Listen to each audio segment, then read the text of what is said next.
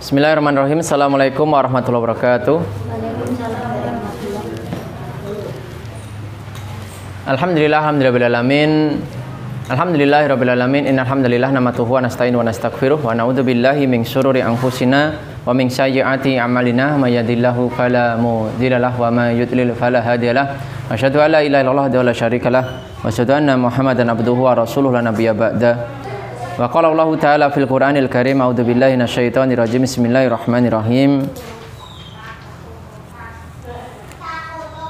Inna dina indallahil Islam wa makhtalafal ladzina utul kitaba illa min ba'di ma ja'ahumul ilmu baghyan bainahum wa may yakfur bi ayatillahi fa innallaha syari'ul hisab. Wa qala Rasulullah sallallahu alaihi wasallam, man mata wa huwa ya'lamu annahu la ilaha illallah dakhalal jannah. Alhamdulillahirabbil alamin. Bapak Ibu, saudara-saudara yang dirahmati Allah Subhanahu wa taala. Alhamdulillah, pada malam hari ini kita akan membahas di bab perbandingan agama, ya. Jadi biar teman-teman yang mungkin dulunya itu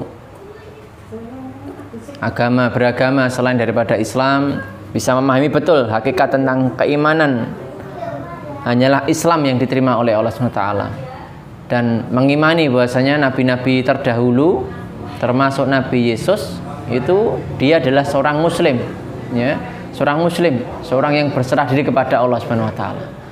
Dan beliau juga menyeru bukannya untuk menyembah dirinya, tetapi menyeru umatnya untuk beribadah kepada Allah Subhanahu wa taala, ya.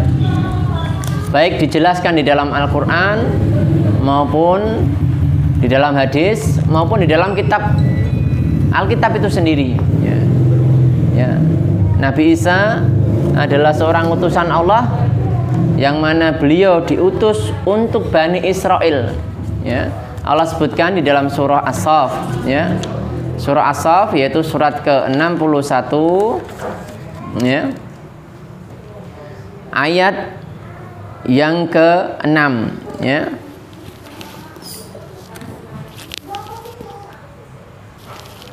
Wah, ini belum dihapus,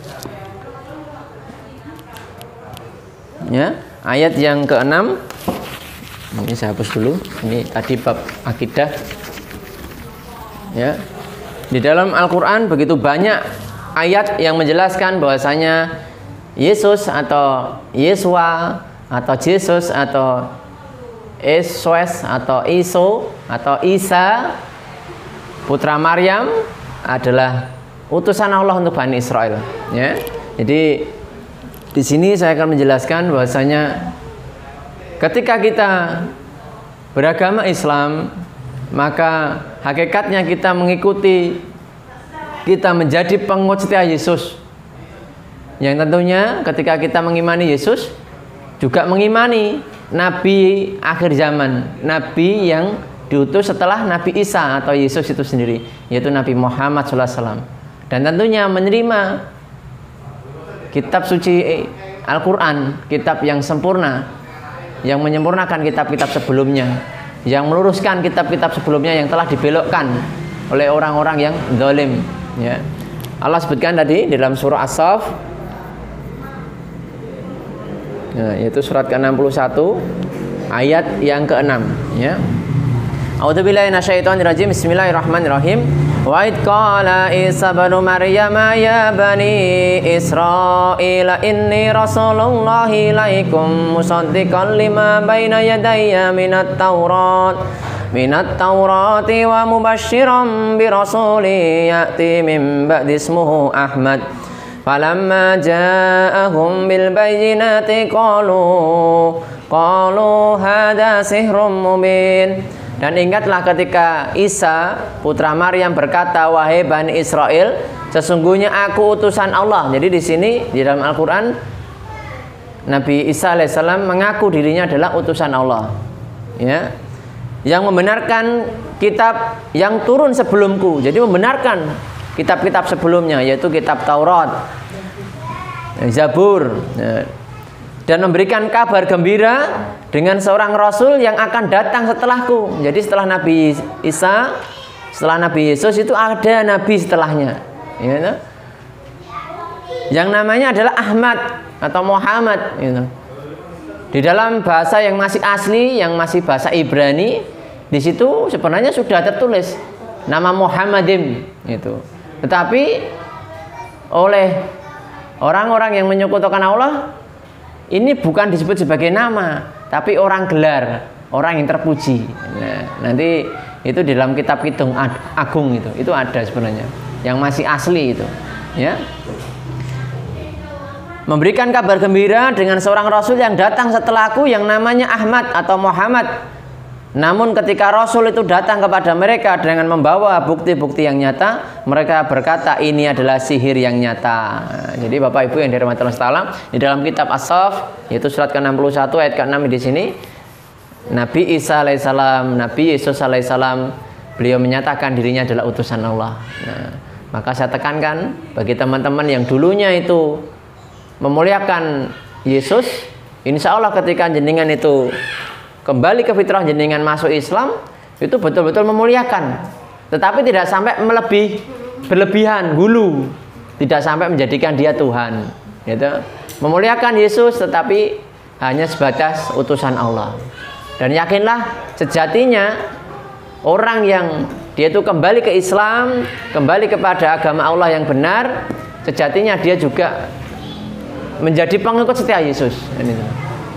Bukan sebagaimana orang saat ini ngaku, gitu, mengaku dia itu pengikut setia Yesus, tapi seluruh amal ibadahnya, amal perbuatannya tidak mencerminkan dia seorang pengikut Yesus. Nah, di sini Yesus adalah Muslim, ya. Yesus itu adalah utusan Allah. Nah, nanti akan saya sebutkan 25 alasan kenapa kita ini harus kembali kepada Islam. 25 alasan kenapa kita ini menjadi pengikut Yesus. Nah, tentunya tadi saya sampaikan menjadi pengikut Yesus karena seluruh yang dilakukan oleh Yesus itu juga dilakukan oleh umat Islam. Kenapa? Karena Yesus itu dia mengimani Tuhan yang Esa. Yesus dia mengimani bahwasanya dia adalah hanya utusan Allah. Dan syariat nabi-nabi terdahulu sama, cuma lebih disempurnakan ketika Nabi Muhammad SAW itu hadir. Ya, ini 25 alasan Yesus seorang Muslim. Ya, yang pertama Bapak Ibu, Yesus mengajarkan 2 kalimat syahadat.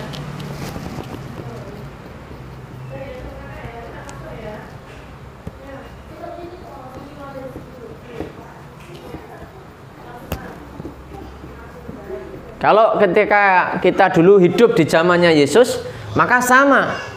Kita mengimani tidak ada ilah yang berhak disembah kecuali Allah dan mengimani Yesus utusan Allah. Allah sebutkan itu di dalam kitab Matius pasal 17 ayat yang ketiga. Ya. Disebutkan inilah hidup yang kekal itu, yaitu bahwa mereka mengenal Engkau satu-satunya Allah yang benar dan mengenal Yesus Kristus yang telah Engkau utus. Ya, kan benar nggih? Terus kitab Yohanes. Kitab Yohanes pasal 10 ayat yang ke-30.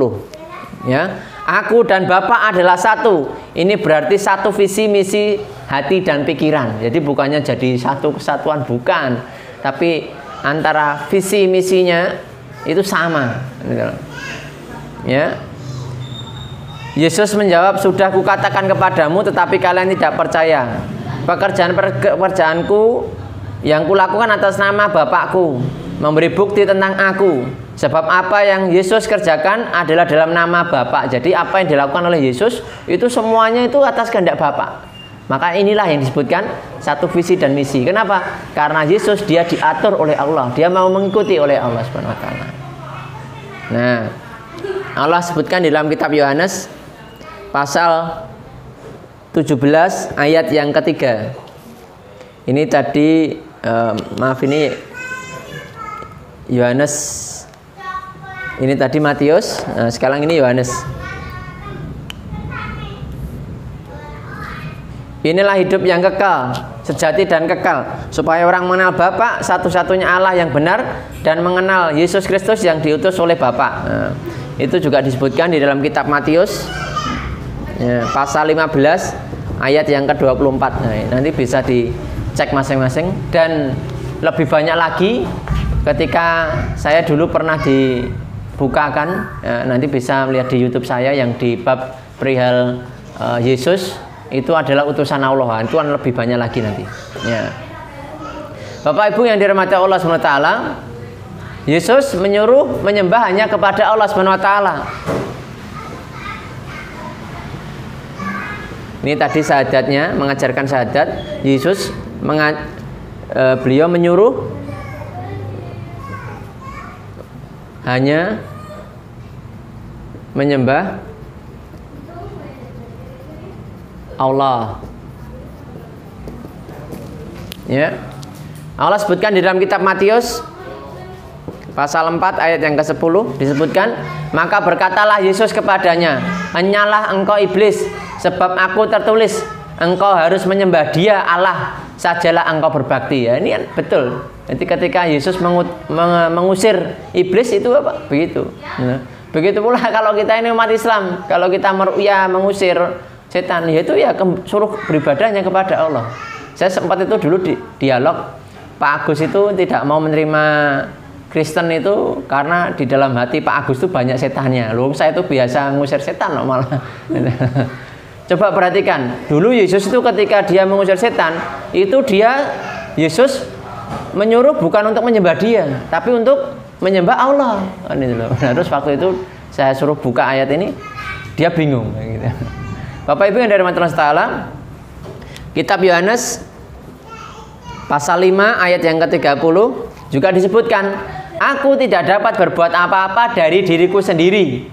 Aku menghakimi sesuai dengan apa yang aku dengar, dan penghakimanku adil, sebab aku tidak menuruti kehendakku sendiri, melainkan kehendak Dia, Allah yang mengutus aku. Lalu kitab Yohanes ini banyak sekali ya, nanti saya bacakan langsung ya. Ya, nanti rekan-rekan tinggal tulis saja ya. Ya. Sebab segala firman yang engkau Allah sampaikan kepadaku telah kusampaikan kepada mereka, dan mereka telah menerimanya. Mereka tahu benar-benar bahwa aku datang padamu, dan mereka percaya bahwa engkaulah Allah yang telah mengutus aku. Wah, ini gitu. Ini sekarang Matius 13 pasal yang 57. Nah, dan Markus 6 pasal 6 ayat yang kelima. Lalu mereka kecewa dan menolak dia. Maka Yesus berkata kepada mereka, seorang nabi dihormati di mana-mana, kecuali di tempat asalnya sendiri yang di rumahnya. Jadi Yesus itu dia ditolak oleh penduduk Bani Israel, karena memang Bani Israel itu kaum yang banyak membangkang, sehingga banyak diturunkan nabi dikecewakan di sana. Nah, lalu atas izin Allah, kelak itu nabi akhir zaman bukan dari golongan Bani Israel. Kenapa? Karena saking bangkangnya, bahkan termasuk membunuh para nabi dan para rasul. Gitu. Nabi Zakaria, Nabi Yahya itu dibunuh, digergaji. Gitu. Ya, Bapak Ibu yang dirahmati Allah Ta'ala, Allah memerintahkan sejak zaman Nabi Ibrahim itu untuk bersunat. Nah, makanya orang kalau dia mengikuti Yesus, maka dia harusnya disunat. Nah, ini alhamdulillah kalau yang hadir di sini semuanya sudah sunat ya. Nah, di Yesus itu dia juga dikhitan nih. Jadi Yesus itu dia berkhitan. Nah, disuruh khitan. Kitab Kejadian pasal 21 ayat yang keempat. Ya. Kemudian Abraham menyunat Ishak, anaknya itu ketika berumur 8 hari, seperti yang diperintahkan Allah kepadanya. Ya. Terus kitab Lukas. Nah, ini kalau yang tidak kelihatan komen apa yang saya bicarakan nanti ditulis.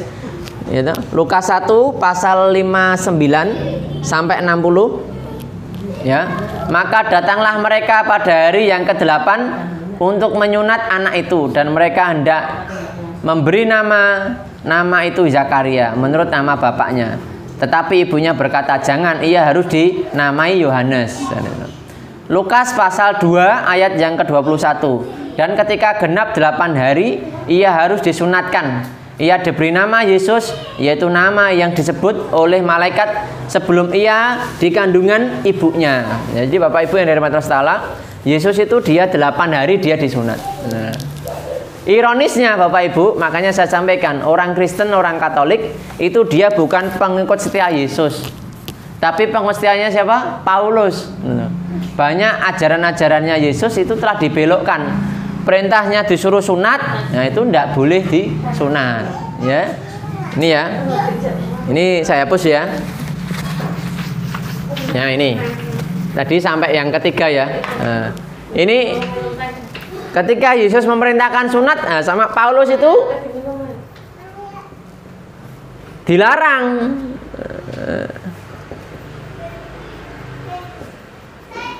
Jadi sama Paulus itu dilarang sunat itu. Ya, Yesus memerintahkan sunat, sama Paulus dilarang sunat. Makanya ketika orang yang dia itu orang Kristen, orang Katolik itu semuanya itu bukan pengikut setia Yesus, tetapi pengikut setianya Paulus. Ya, saya sampaikan di dalam kitab 1 Korintus pasal 7 ayat yang ke-18 ya. Dan kalau seorang dipanggil dalam keadaan tidak bersunat, janganlah ia mau bersunat. Nah, di sini Paulus memerintahkan apa? Untuk tidak bersunat. Nah, Galatia ya, Galatia 5 pasal 5 ayat 2 sampai 3 disebutkan, sesungguhnya aku Paulus berkata kepadamu, jikalau kamu menyunatkan dirimu, Kristus sama sekali tidak akan berguna bagimu. Jadi untuk membohonginya, kalau kau percaya sama Kristus, kamu jangan sunat. Nah, padahal perintahnya tadi apa?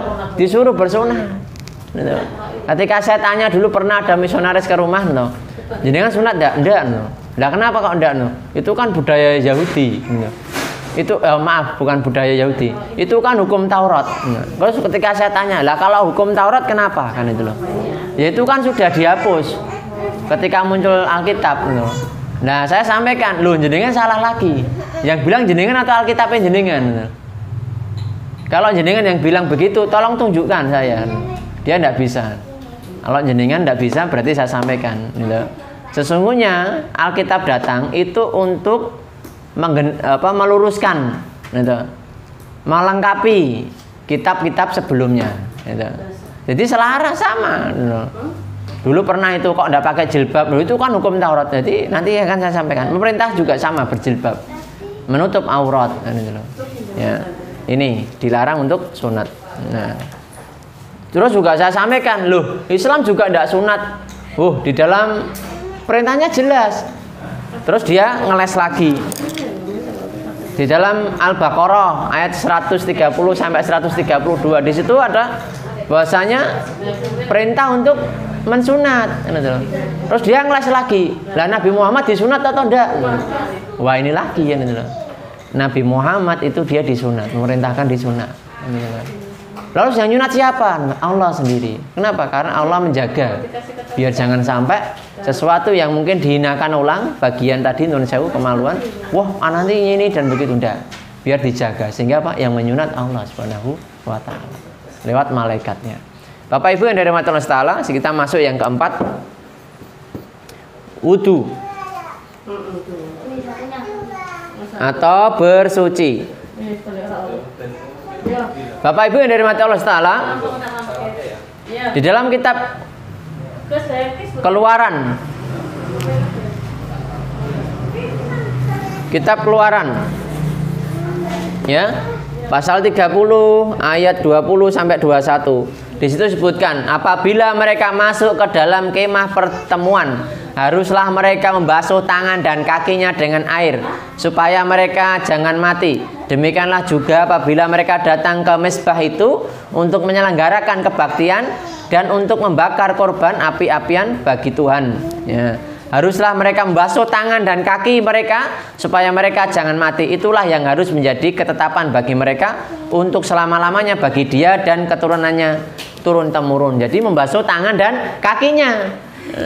Kalau umat Islam apa wudu, cuma lebih disempurnakan, nggak sekedar tangan dan kaki, tapi mulut, hidung, muka, gitu, telinga, rambut. Nah itu. Bapak Ibu yang dari Allah Ta'ala, Allah juga sebutkan dalam kitab Keluaran pasal 40 ayat yang ke-31 sampai 32.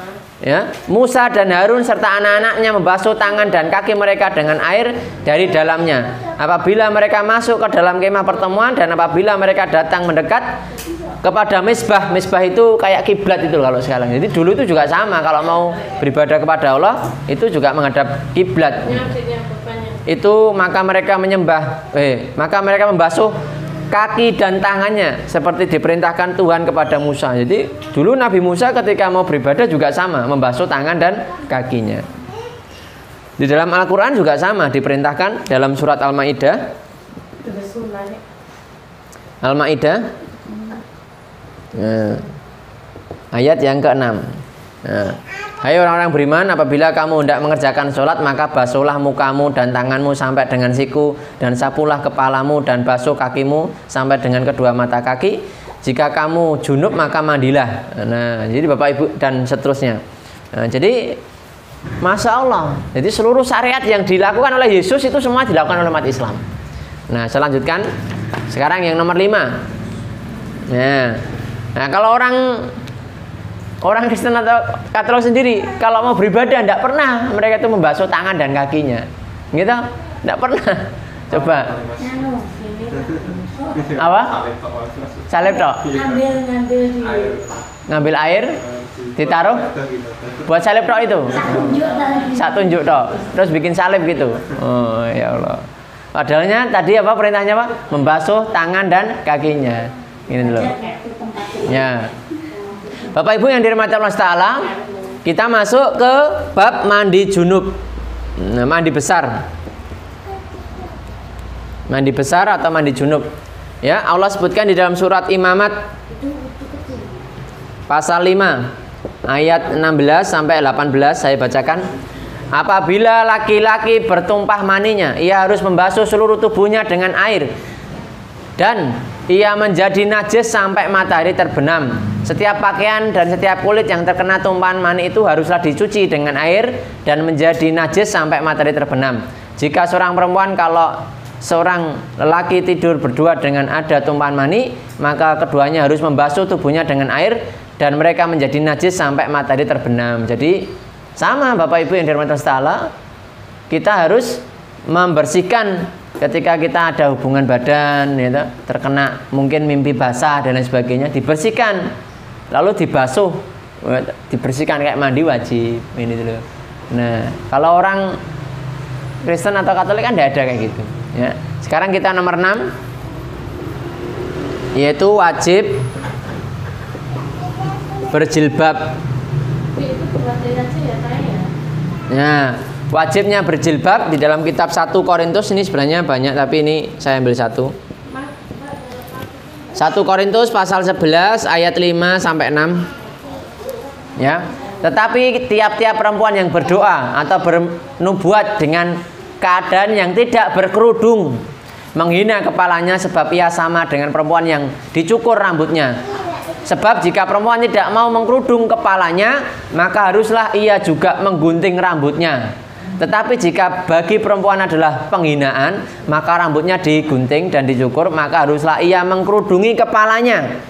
Pertimbangkanlah sendiri, patutkah perempuan berdoa kepada Allah dengan keadaan yang tidak berkerudung? Nah, maka perhatikan kalau orang Bunda Maria itu dia menutup kerudungnya. Kenapa? Karena dulu perintahnya kalau tidak mau mengkerudung, menutup kerudungnya, suruh gundul, suruh potong rambutnya, kayak gitu. Dia kayak cowok. Ya. Jadi Bapak Ibu yang dirahmati Allah Ta'ala, jadi Masya Allah, Islam sama memerintahkan untuk pakai kerudung. Allah sebutkan ya, nanti surah Al-Ahzab, surah Al-Ahzab ayat yang ke-59. Ya. Hai Nabi, katakanlah kepada istri-istrimu, anak-anak perempuanmu, dan istri-istri yang mukmin, hendaklah mereka menggulurkan jilbabnya ke seluruh tubuh mereka. Yang demikian itu supaya mereka lebih mudah dikenal, karena itu mereka tidak diganggu dan tidak mudah diganggu. Dan Allah adalah Maha Pengampun lagi Maha Penyayang. Jadi Bapak Ibu yang dirahmati Allah, Masya Allah ya, kalau kita jadi pengikut Yesus sama. Tapi coba perhatikan, banyak orang Kristen, Katolik, orang Nasrani itu dia tidak ada yang pakai kerudung. Itu kalau ditanya kenapa ya, karena itu kan dulu hukum Taurat itu sudah dihapus. Ya itu naudzubillah, tuma naudzubillah. Mereka sebenarnya bukan pengikut Yesus, tetapi mengikuti kehendaknya Paulus. Ya. Jadi Bapak Ibu yang dirahmati Allah, kita akan masuk di bab yang ketujuh. Di bab yang ketujuh disebutkan sholat harus menghadap kiblat. Nah, Yesus itu juga sama. Yesus itu juga dia sholat. Ya, Yesus beribadah pada pagi, siang, petang, semalam. Ya, Kitab Markus 1 pasal 1 ayat 35. Keesokan harinya, waktu masih subuh, Yesus bangun lalu meninggalkan rumah. Ia pergi ke tempat yang sunyi di luar kota dan berdoa di sana. Nah, di siangnya kitab Lukas pasal 4 Lukas pasal 4 ayat 42 gitu. Terus Markus pasal 6 35 sampai 46 ya. Kitab Lukas pasal 6 sampai 12. Jadi berdoanya setiap pagi, siang, petang, malam Bapak Ibu. Jadi bukan hanya sekedar hari Minggu. Wah, nanti akan saya tunjukkan. Yesus itu dia beribadahnya bukan hari Minggu yang diagungkan itu. Nah, nanti ketahuan. Ini berarti ibadah sopo. Ya, kita lanjutkan. Yang ketujuh. Termasuk Yesus ketika dia sholat itu dia sujud Bapak Ibu. Ya, Yesus dia juga sujud ini. Jadi Yesus itu kalau dia dalam beribadah maka dia juga sujud Bapak Ibu. Ya. Kitab Mazmur. Ya. Ini Matius pasal 23 ayatnya 37 sampai 39.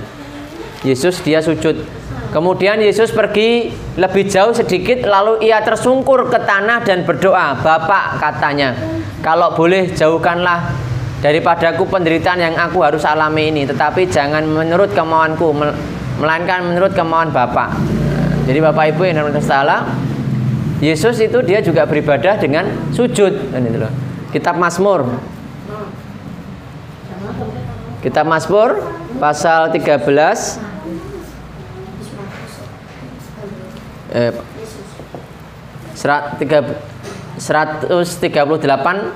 ayat yang kedua. Matius juga sama nggih Bapak Ibu, pasal 26 ayat yang ke-39. Maka ia maju sedikit lalu sujud dan berdoa. Nah, jadi maju sedikit, sujud dan berdoa. Nah, Mazmur tadi, aku hendak sujud ke arah baitmu yang kudus dan memuji namamu. Ya, jadi Bapak Ibu yang dirahmati Allah, Yesus dia juga beribadah bukan sekedar hari Minggu saja, gitu. Padahal bukan hari Minggu yang dimuliakan, tapi hari Sabat, hari Sabtu. Nah, saya lanjutkan lagi yang ke-8, hukum kisos. Hukum kisos ini sama Bapak Ibu, orang Islam juga melakukan, karena Yesus itu juga melakukan hukum kisos. Hukum kisos itu ketika kita mukul dibalas pukul, gitu. Bukannya di sini itu wah berarti harus balas dendam, enggak. Kalau kita memaafkan lebih bagus. Tapi kalau kita boleh membalas maka sepantasnya, sesuai dengan kalau dia dijenggung ya dijenggung, kalau dia dipukul ya dipukul. Nah, Kitab Keluaran pasal 21 ayat yang ke-23 sampai 25. Ya. Tapi jika perempuan itu mendapat kecelakaan yang membawa maut, maka engkau harus memberikan nyawa ganti nyawa, mata ganti mata, gigi ganti gigi, tangan ganti tangan, kaki ganti kaki. Jadi kalau yang kena kaki ya kaki ganti, tangan ganti tangan. Kalau dia sampai dibunuh maka harus dibunuh. Itulah kisos Bapak Ibu. Untuk siapa? Memang untuk keselamatan, Bu. Kalau orang kowe pane mateni wong bakal dipateni. Kan orang mikir-mikir, kan itu loh. Inilah hukum Allah Subhanahu wa taala. Sama. Nah, yang ke-9, larangan bunga. Nah, membungakan uang riba. Ini sama Bapak Ibu, ya. Sama. Kitab Lukas pasal 3 ayat 13. Yohanes menjawab, janganlah menagih lebih banyak dari apa yang sudah ditetapkan. Ya, kitab Ulangan 22 pasal 22 ayat yang ke-25. Jika engkau meminjamkan uang kepada salah seorang dari umatku, orang yang miskin di antaramu, maka janganlah engkau berlaku sebagai seorang penagih utang terhadap dia. Janganlah kamu bebankan bunga kepadanya, Bapak Ibu. Tapi coba perhatikan, orang yang banyak kerja di bank itu orang siapa? Orang-orang yang notabene dia itu bukan pengista Yesus. Nah, lalu yang 10? Jangan dia bos. Ya, nanti ditulis sendiri. Nah, nanti privat. Ya. Yang 10? Haram memakan darah. Haram memakan darah itu kitab Imamat pasal 17. Ya. Haram memakan darah karena nyawa makhluk ada di dalam darahnya, dan aku telah memberikan darah itu kepadamu di atas mezbah untuk mengadakan perdamaian bagi nyawamu, karena darah mengadakan perdamaian dengan perantara nyawa. Jadi Bapak Ibu yang dirahmati Allah, jadi larangan kita tidak boleh memakan darah, termasuk babi Bapak Ibu, haram. Ya. Tapi sama Paulus ini juga diganti, harusnya itu haram, dibolehkan sama Paulus. Ya. Kitab Imamat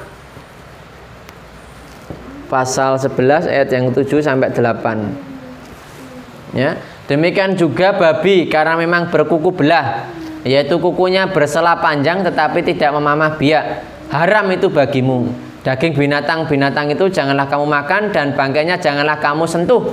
Haram semuanya bagimu. Ini jelas, babi itu haram. Tapi kalau jenengan ke Gang Baru, itu yang banyak jualan yang makan babi itu orang Kristen, orang Katolik. Ada palangnya.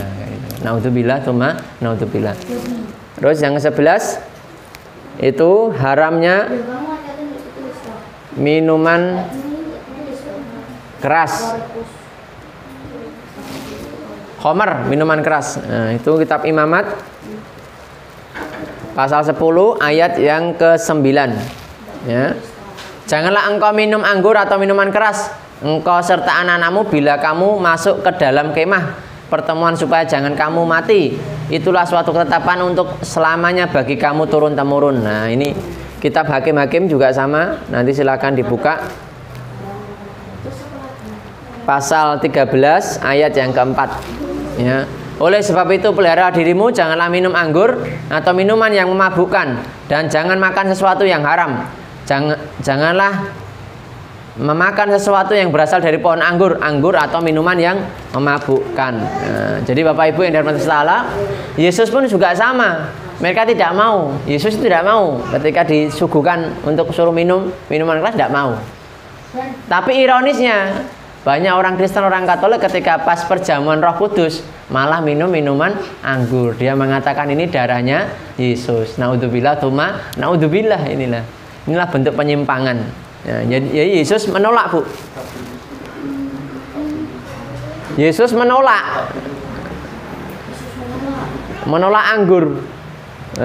Menolak anggur. Tapi umat yang katanya ngaku pengikutnya Yesus malah pada minum minuman anggur, bahkan sampai teler. Semakin banyak anggur, semakin darahnya Yesus semakin banyak. Naudzubillah, gimana? Ya, dalam kitab Matius ya, Yesus dia menolak. Pasal 27 ayat yang 234. Lalu mereka memberi dia minum anggur bercampur empedu. Setelah itu mengecapnya, ia tidak mau meminumnya. Jadi Yesus tidak mau minum, minum minuman keras. Nah, kitab Markus pasal 15 ayat yang 23. Lalu mereka memberi anggur bercampur mur kepadanya, tetapi ia menolaknya. Jadi Yesus tidak mau minum minuman keras. Nah, sambung lagi ya, kurang sedikit tidak apa. Larangan patung. Nah, ini orang Katolik banyak sekali, bikin patung Bunda Maria, bikin patung Yesus dan lain sebagainya. Nah, padahal dilarang membuat patung. Ya, kitab Keluaran pasal 20 ayat yang keempat. Jangan membuat bagi dirimu patung yang menyerupai apapun yang ada di langit, di bumi, atau di dalam air, di bawah bumi. Nah, jadi dilarang. Kitab Keluaran juga sama, pasal 20 ayat yang ke-24. Janganlah membuat dagingmu patung yang menyerupai apapun yang ada di langit, atau yang ada di bumi, di bawah, atau ada yang di air, di bawah bumi.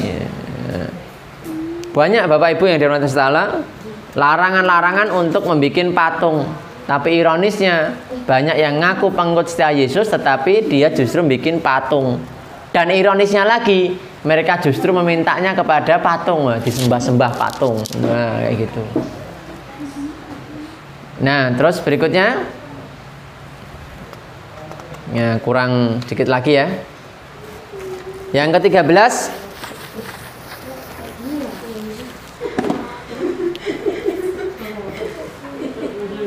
hukum rajam.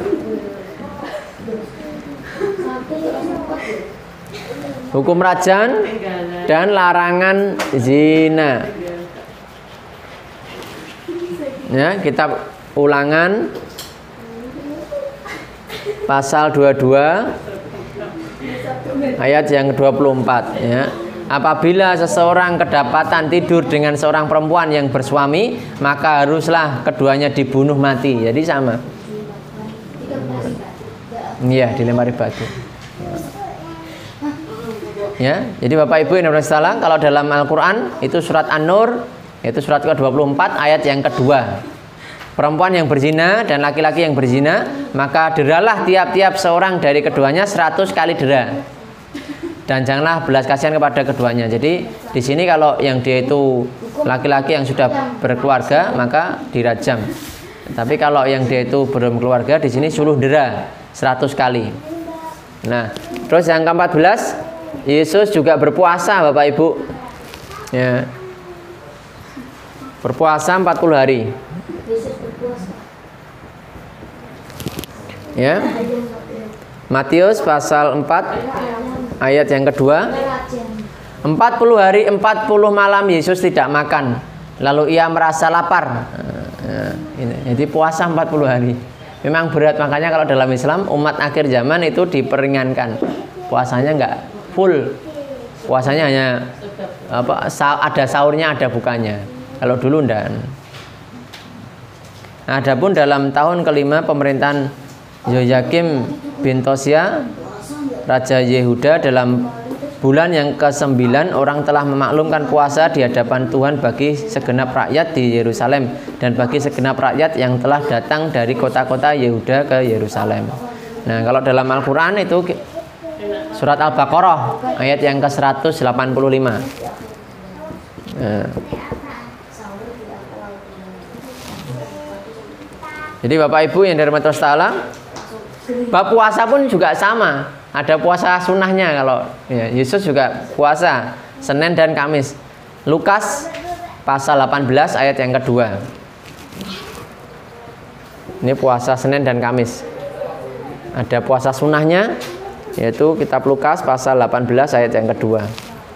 Aku berpuasa 2 hari seminggu, yaitu Senin dan Kamis. Aku memberikan 1/10 dari segala penghasilanku. Kalau dulu itu kewajibannya 1/10 itu. Tapi Islam lebih semurahkan, bukan 1/10, 2,5%. Dan ingat, 1/10 ini bukan untuk pendetanya, gitu. Bukan untuk pemuka agama, tapi untuk fakir miskin, janda, orang-orang yang dia itu di dalam terbelit hutang, orang yang berjalan di jalan Allah dan lain sebagainya. Ini jam berapa, Mas? Jam setengah 9. Setengah 9. Nah, kita insya Allah sambung lagi di poin yang ke-15 terakhir aja ya.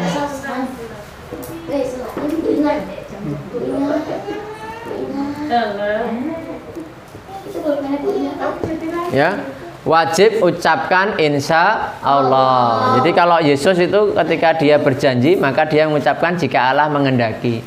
Tapi banyak orang yang dia itu mengaku penguasa Yesus tapi ketika dia berjanji tidak pernah mengucapkan jika Allah mengendaki.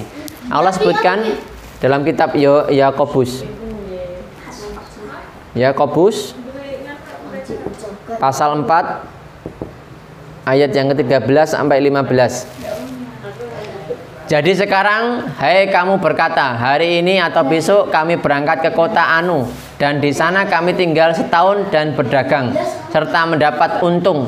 Sedang kamu tidak tahu apa yang akan terjadi besok. Apakah arti hidupmu? Hidupmu itu seperti uap yang sebentar saja kelihatan lalu lenyap. Sebenarnya kamu harus berkata, jika Tuhan menghendakinya. Nah, itu loh. Kami akan hidup dan berbuat ini dan itu. Jadi kalau kita mau tidak bisa tahu besok itu hidup atau tidak, maka kita harus mengucapkan apa? Insya Allah jika Allah menghendaki kayak gitu. Maka bersyukurlah rekan-rekan semuanya yang dulunya menyekutukan Allah dengan menjadikan Yesus itu sebagai Tuhan. Nah, kita kembali kepada fitrah Allah, yaitu apa? Menjadikan Yesus itu adalah utusan Allah. Dan mengimani bahwasanya Yesus seluruh syariatnya itu juga dilakukan oleh umat Islam. Dan pegang teguhlah Islam ini sampai ajal menyebut kita, karena hanyalah Islam yang hanya diterima oleh Allah Subhanahu wa taala. Insya Allah nanti kita akan sambung lagi di lain waktu karena waktu yang memisahkan kita karena sudah agak malam. Nah, nanti insya Allah untuk yang 10 poin setelahnya kita bahas di pertemuan berikutnya. Barakallahu fikum. Wassalamualaikum warahmatullahi wabarakatuh.